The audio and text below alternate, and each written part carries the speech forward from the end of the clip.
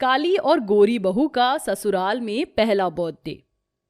पाखी और राकेश की काफी समय से कोई संतान नहीं हो रही थी।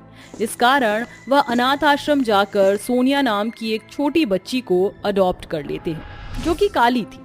पाखी और राकेश सोनिया को बहुत प्यार करते हैं, उसे वो सारी खुशियां देते हैं। हले हले मिली सोनिया बेटी, क्या खाएगी? राकेश, मैं क्या कह रही थी, इसके दांत आने लग गए हैं तो अब फल गलाकर खिलाने लगूं? हाँ बिल्कुल। मुझे तो लगा था कि मैं कभी माँ ही नहीं बन पाऊंगी, लेकिन सोनिया ने मेरी जिंदगी को पूरा कर दिया। इतना कहते कहते पाखी को उल्टी आती है और वह राकेश की गोद में सोनिया को थमाकर वॉशरूम चली जाती है। लगता है पाखी तुम्हारी तबीयत ठीक नहीं है, मैं गाड़ी निकालता हूँ, तुम आ जाओ। राकेश पाखी और सोनिया को अस्पताल ले जाता है, जहाँ पाखी का चेकअप करवाने पर पता चलता है कि वह माँ बनने वाली है। ये सुनकर उसकी आंखों से आंसू आते हैं। राकेश, आपने सुना ना, मैं माँ बनने वाली हूँ। ये सब सोनिया की वजह से हुआ है, वरना इतने समय से हमने कोई खुशखबरी ही नहीं सुनी थी। हाँ पाखी, हमारी सोनिया के बहुत शुभ पैर हैं। अब तो हम दोबारा माँ बाप बनने वाले हैं। हाँ। फिर राकेश दोनों को घर ले जाता है और पाखी का ख्याल रखता है, उसे अच्छी और तंदुरुस्त चीज खाने के लिए देता है। देखते ही देखते 9 महीने बीत जाते हैं और जिस दिन सोनिया 1 साल की हो जाती है, उसी दिन पाखी गोरी बेटी को जन्म देती है। घर आने के बाद दोनों माँ बाप सोनिया का पहला जन्मदिन बनाते हैं और दूसरी बेटी के लिए नामकरण की पूजा करवाते हैं। पंडित जी, मैं अपनी बेटी का नाम शाह से शिखा रखना चाहता हूँ। अति उत्तम, आज का दिन वाकई में बहुत शुभ है। वो सब तो ठीक है, पर पाखी, तुम्हारी दोनों बेटियों में जमीन आसमान का अंतर है। अब मेरा मतलब, वो इतनी काली है और तुम्हारी बेटी इतनी गोरी। आगे जाकर दोनों में घमासान लड़ाई हो सकती है। अरे आप ऐसा क्यों कह रही है? हमारे लिए दोनों बेटी बराबर हैं। रंग रूप हमारे लिए कोई मायने नहीं रखता और हम उन्हें इतनी अच्छी शिक्षा देंगे कि दोनों के बीच कोई लड़ाई नहीं होगी। चलो अच्छा है। वक्त गुजरता है। दोनों माँ बाप अपनी बेटी को बहुत प्यार करते हैं। दोनों बहनों के बीच काफी प्यार होता है। स्कूल में कोई सोनिया को काला कहकर चिढ़ाता तो छोटी बहन शिखा उसे मुंह तोड़ जवाब देती। फिर कभी मेरी दीदी को उल्टा कुछ बोला ना तो मुंह तोड़ दूंगी। अरे शिखा, जाने दे, वैसे भी उन्होंने झूठ क्या बोला, मैं हूँ ही काली। नहीं दीदी, आपको कोई ऐसे बोले मैं नहीं सुन सकती। दोनों स्कूल से वापस आती हैं तो पाखी उनके लिए उनका फेवरेट खाना बनाती है और अपने हाथ से दोनों को खाना खिलाती है। देखो, तुम दोनों का फेवरेट खाना बनाया है। सोनिया, तुझे बर्गर पिज्जा कैसा लगा? और शिखा बेटा, तेरे लिए पास्ता बनाया है, बताओ तो। माँ, एकदम शेफ जैसा बनाया है, बाहर से भी अच्छा। मेरी दोनों प्यारी बच्चियों, हमेशा तुम ऐसे ही एक साथ रहना। तुम्हारा प्यार यूं ही रहे। देखो, मैं तुम दोनों के लिए फ्रॉक लेकर आया हूँ। वाह पापा, मुझे तो पिंक वाली चाहिए। तू कोई सी भी ले ले, मैं कुछ भी पहन लूंगी। ऐसे ही दोनों हंसते खेलते एक साथ बड़ी हो जाती हैं। दोनों अब ग्रेजुएट हो चुकी थी। एक दिन शिखा एडमिशन के फॉर्म भरने के लिए डॉक्यूमेंट ढूंढ रही थी, तभी उसके हाथ में राकेश की अलमारी से सोनिया का अडॉप्टेड सर्टिफिकेट मिलता है। ये देखकर शिखा के पैरों तले जमीन खिसक जाती है। इसका मतलब ये मेरी बहन नहीं है। जब भी कहूँ ये इतनी काली क्यों है घर में? अभी मम्मी पापा से बात करती हूँ। बचपन से इसके लिए मैंने कितना सहा, कितना पिटी, और ये। गुस्से में शिखा पाखी के पास जाती है। उससे पहले सोनिया उसके लिए पैनकेक बनाकर लाती है। शिखा देख, मैंने तेरे लिए पैनकेक बनाया है, तेरा फेवरेट। खाकर बता कैसा बना है। मुझे तेरे हाथ का कुछ भी नहीं खाना, समझी तू? शिखा उसके हाथ से पैनकेक फेंक देती है और अपनी माँ से कहती है, माँ, ये क्या है? आपने मुझसे इतनी बड़ी बात क्यों छुपाई? ये मेरी बहन नहीं है, ये सौतेली है। इस काली के लिए मैंने ना जाने क्या क्या कहा किसी से और कितना कुछ सुना, और आपने मुझे नहीं बताया। बेटा, तुझे ये पेपर्स कहाँ से मिल गए? ऐसे मत बोल, सोनिया तेरी बड़ी बहन है। मैं इसे अपनी बहन कभी नहीं मानूंगी। अब ये सौतेली है और वही रहेगी। क्या माँ? मैं आपकी और पापा की बेटी नहीं हूँ? बेटा, ये क्या हो गया? इन दोनों के बीच इतनी बड़ी कड़वाहट हो गई। आखिर जिस चीज का डर था वही हुआ। ये बात सुनकर सोनिया का भी दिल टूट जाता है और पाखी राकेश को बता देती है। दोनों बहनों के बीच अब कड़वाहट इतनी बढ़ जाती है कि शिखा सोनिया से सीधे मुंह बात तक नहीं करती थी और उसे काला होने के ताने सुनाती थी। राकेश और पाखी दोनों बहनों के बीच सब ठीक करने की कोशिश करते हैं, लेकिन ऐसा कुछ नहीं होता। फिर दोनों एक ही ससुराल में दोनों बहनों की शादी मयंक और सुमित से कर देते हैं, जहां सास सुरेखा अपनी बड़ी काली बहू को ज्यादा पसंद नहीं करती थी। ऐसे ही एक दिन सुरेखा गोरी बहू को गहने और नई साड़ी ला कर देती है। शिखा बहू, देख मैं तेरे लिए क्या लेकर आई हूँ। तू इतनी सुंदर है, तेरे ऊपर ये जरूर जचेगा। शुक्रिया माँ जी। और तू इधर आ काली बहू, तेरे लिए मैं ये सूट का कपड़ा लाई हूँ। वो क्या है ना, तेरे रंग पर कुछ खिलेगा या नहीं समझ नहीं आया, इसलिए मैंने गहने भी नहीं लिए तो ये ले आई। कोई बात नहीं माँ जी, शुक्रिया, मुझे ये भी पसंद आया।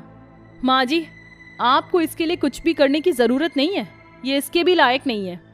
क्या हुआ बहू, तू ऐसे क्यों कह रही है?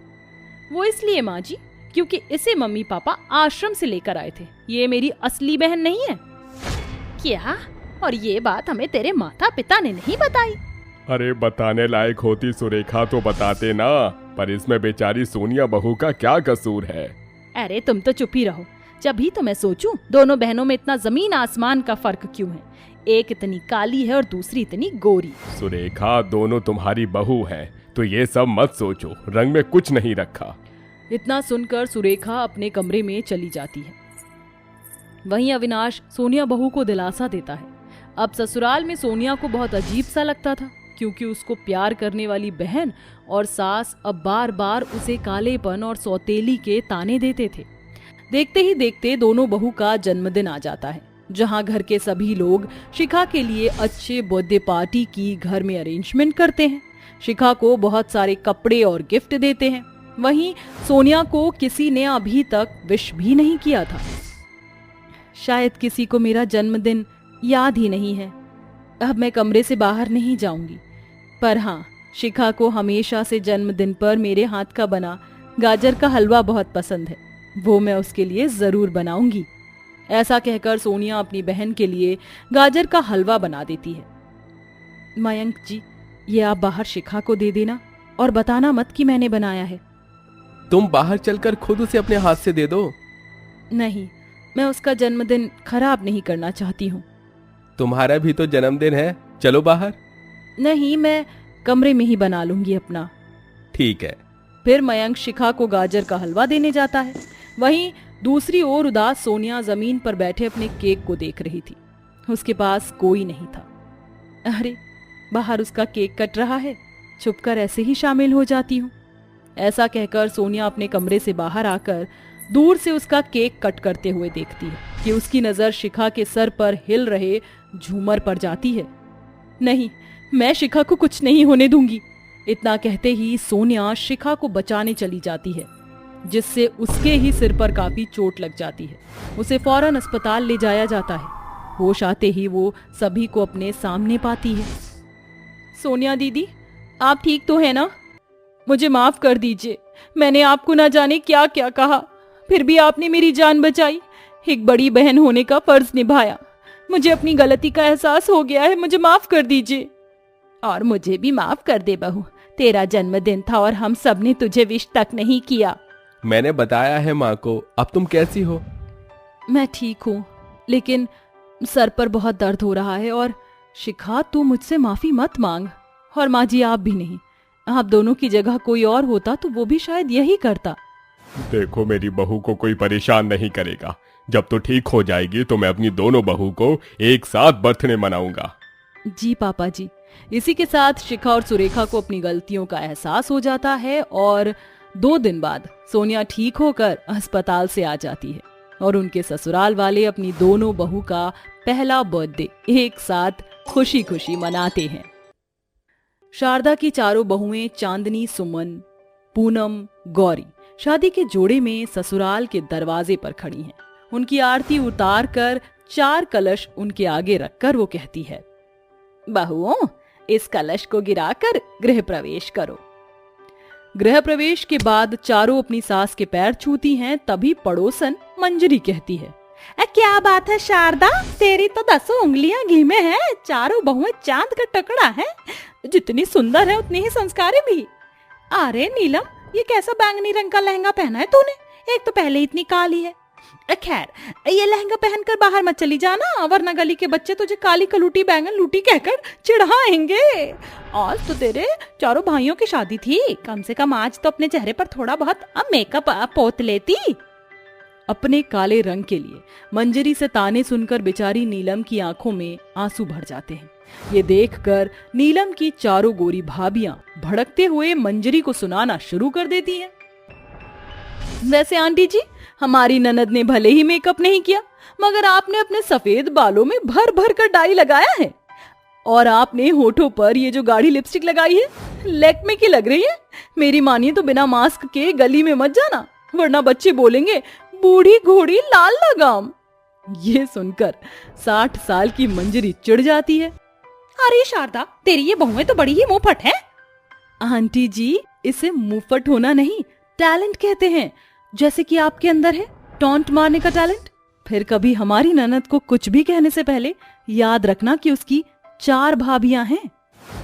अपनी चारों भाभियों के मन में अपने लिए प्यार भरा देखकर नीलम आंसू पोंछकर कहती है, पता है भाभी, मुझे लग रहा था कि आप चारों गोरी हो, इसलिए मुझे डर था कि आप लोग भी बाकियों की तरह घमंडी होगी और मुझसे बात भी नहीं करोगी, मगर मेरी चारों भाभियां इस दुनिया की भीड़ से बहुत अलग हैं।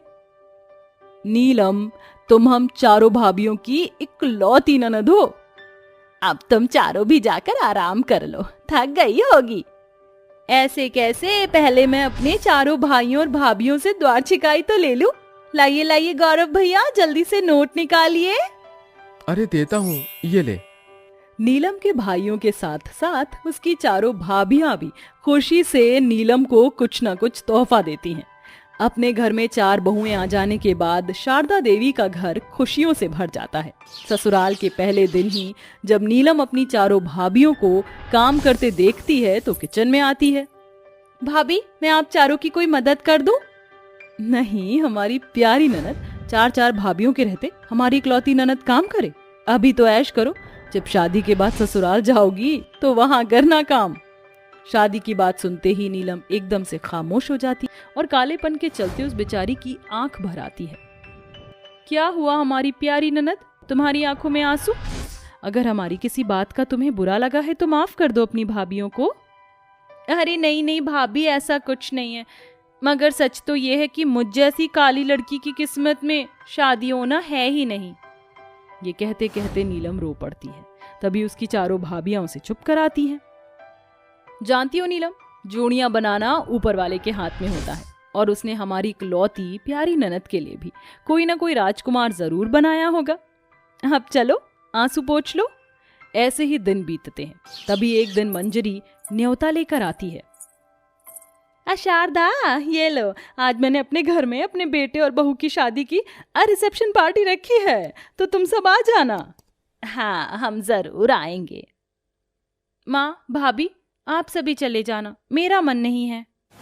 नीलम, हम चारों तुम्हारी भाभियां अच्छे से जानती हैं कि तुम वहां जाने से क्यों हिचक रही हो, और इसका सॉल्यूशन है हमारे पास।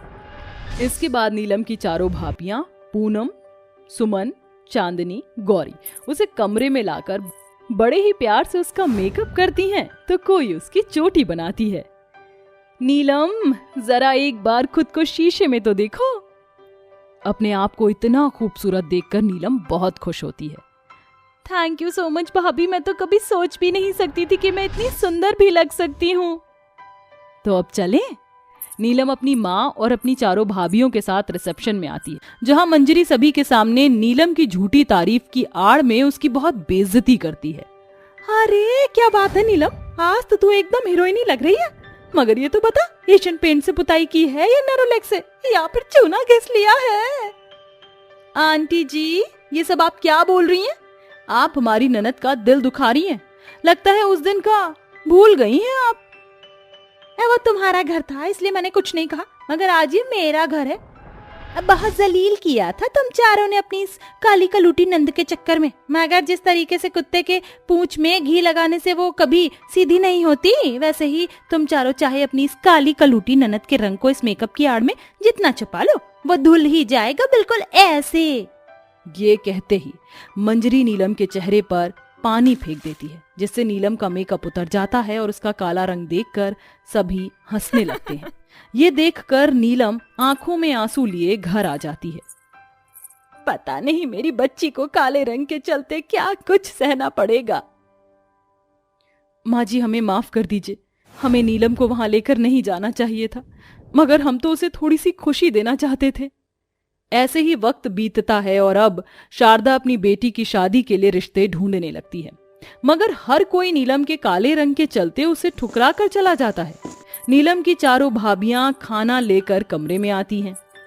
हमारी प्यारी ननद, आज हमने तुम्हारे मनपसंद का खाना बनाया है, ये मलाई कोफ्ते, गुलाब जामुन, छोले और भटूरे, चलो जल्दी से खा लो। नहीं भाभी, मुझे भूख नहीं है। ऐसे कैसे भूख नहीं है? जब तक तुम नहीं खाओगी तो हम भी नहीं खाएंगी, और भूख के मारे चूहे हमारे पेट में पकड़म पकड़ाई खो खो खेल रहे हैं। ये कहते हुए नीलम की चारों गोरी भाभियां उसे गुदगुदी करने लगती हैं, जिससे वह अपने गम भूल जाती है। वहीं पूनम, सुमन, गौरी और चांदनी हर दिन नीलम की खुशियों के लिए भगवान के आगे हाथ जोड़ती। तभी एक दिन यश अपने परिवार के साथ रिश्ता लेकर आता है। अजी नमस्ते बहन जी, मेरा नाम मोहिनी है, ये मेरा बेटा यश है, आज मैं आपकी बेटी को मांगने आई हूँ। ये सुनकर शारदा और नीलम के चारों भाभियों की आंखों में खुशी के आंसू भर आते हैं। इसके बाद वो चारों अपनी ननद को तैयार करके लड़के वालों के सामने ले आती हैं, जहां नीलम अपनी होने वाली सास मोहिनी के पैर छूती है। खूब खुश रहो बेटी। कैसी लगी आपको हमारी ननद आंटी जी? एकदम आप चारों के जैसी। मेरे लिए तो जो मेरे बेटे यश की पसंद है वही मेरी पसंद है। पूनम भाभी, सुमन भाभी, चांदनी भाभी, गौरी भाभी, आपकी नंद मुझे बहुत पसंद है। जब से मैंने रिसेप्शन पार्टी में इन्हें पहली बार देखा था, मगर मेरे लिए ये जानना बहुत ज्यादा जरूरी है कि क्या आपकी नंद को मैं पसंद हूँ। यश पहला ऐसा इंसान था जिसने नीलम से उसकी पसंद पूछी थी, जबकि इससे पहले नीलम को उसके काले रंग के लिए हर किसी ने सिर्फ ठुकराया था। इसके बाद बड़े ही धूमधाम से यश और नीलम की सगाई हो जाती है और शादी की तैयारी शुरू हो जाती है। नीलम की चारों भाभियां खुशी से उसे हल्दी और मेहंदी लगाती हैं। भगवान करे ये हल्दी और मेहंदी का शुभ रंग हमारी इकलौती ननद की आने वाली जिंदगी को खुशियों से भर दे। भाभी, आज हमारा ये घर हमारी ननद के होने से खुशियों से भरा हुआ लग रहा है, मगर 2 दिन बाद हमारी ननद हम चारों भाभियों को रुलाकर हमें छोड़कर चली जाएगी। इस बात से नीलम और उसकी चारों भाभियों की आंखें नम हो जाती हैं। देखते ही देखते शादी का दिन आ जाता है। चारों अपनी ननद को दुल्हन की तरह सजाती हैं। पूनम, सुमन, चांदनी, देखो दुल्हन बनकर हमारी ननद एकदम चांद का टुकड़ा लग रही है, तुम्हें किसी की नजर ना लगे। ये कहते हुए गौरी अपनी ननद की बलैया लेकर चारों उसे मंडप में ले जाती हैं, जहां धूमधाम से नीलम की शादी होती है। और विदा होते हुए नीलम अपनी चारों भाभी से कहती है, थैंक यू भाभी, आप चारों के प्यार से ही आपकी इस बदनसीब ननद की झोली खुशियों से भरी हुई है। आप चारों की बहुत याद आएगी, हमें भी तुम्हारी बहुत याद आएगी नीलम। इस तरह से चारों गोरी भाभियां अपनी काली ननद को खुशी खुशी विदा करती हैं।